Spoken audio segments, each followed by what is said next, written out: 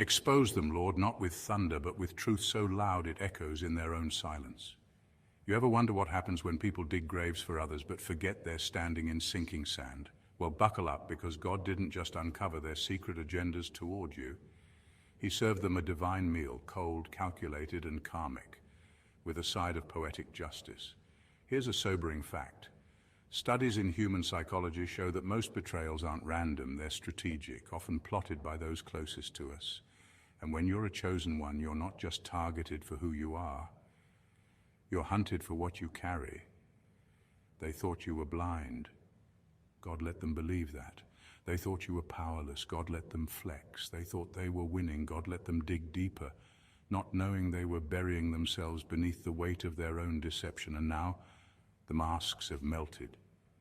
The group chats are in shambles, and the whispers turned into screams, because judgment came dressed in silence, and it hit like a divine plot twist. See, God didn't need to lift a finger. He let them expose themselves. And the best part, some of them are still sitting there, wondering how the very thing they planned against you blew up in their own faces like a bad hair day at a fireworks show. So don't move, don't blink, don't even sip your tea too loudly, because what's about to unfold is deeper than karma, louder than vengeance, and slicker than any setup they thought would work. God exposed it all, and trust me, they didn't see the subpoena from heaven coming. Let's dive in. Number one, God let them plot just enough to build their own trap. They thought they had you cornered, thought their plan was airtight.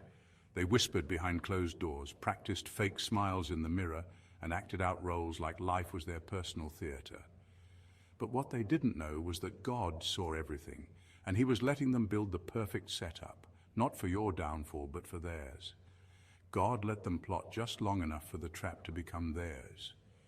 He didn't stop them right away, because He was watching something deeper unfold. He was allowing them to reveal the full extent of their darkness. Every lie they told, every manipulation they weaved, every time they tried to pull strings behind your back, it was all being used against them, not because God was slow to respond, but because He was letting the evidence pile up. You didn't need to defend yourself. You didn't have to expose them. They exposed themselves.